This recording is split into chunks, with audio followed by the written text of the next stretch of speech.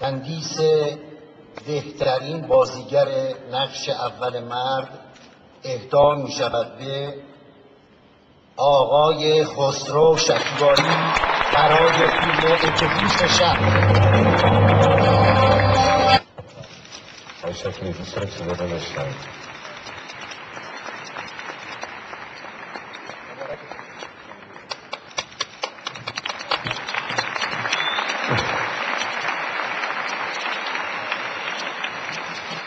من وظیفه دارم که سلام عرض کنم خدمت همتون اهالی سینما و امشب رو تبریک بگم به همه خانواده سینما.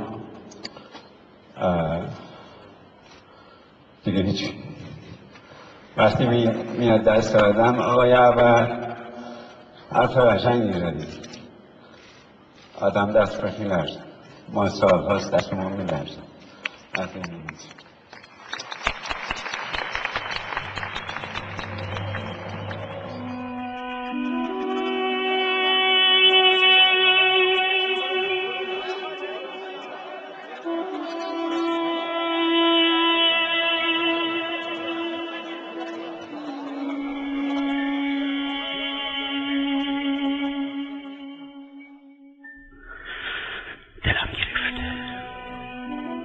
دلم عجیب گرفته است.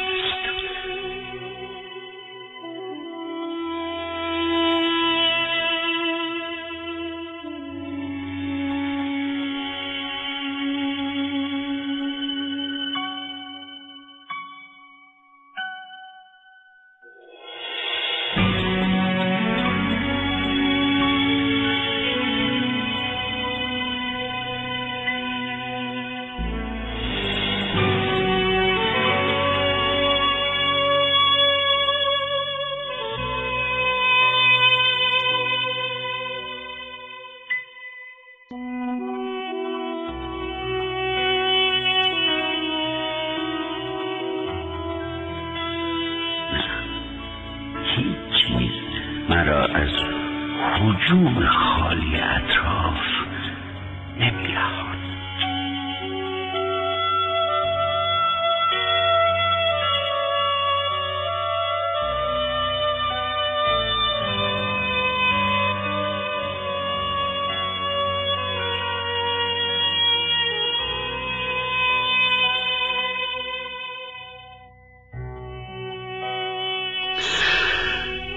همه چیز و همه کس رو گذر عمر نقشی بر جای گذاشته بود.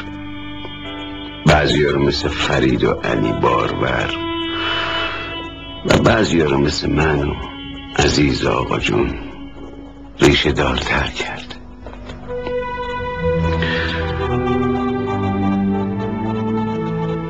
حالا جد بزرگ رو میبینم که دیگه خاطره است، فقط خاطره. با من میای پسرم؟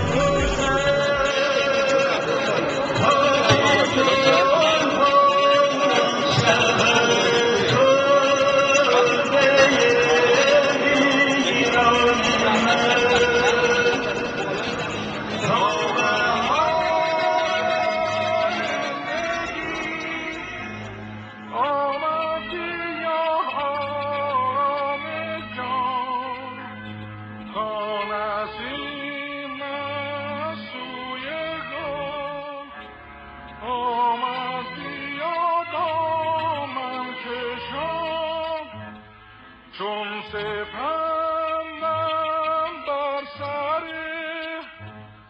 آتش نشون بنشیندنی، چون سرشکم در کنار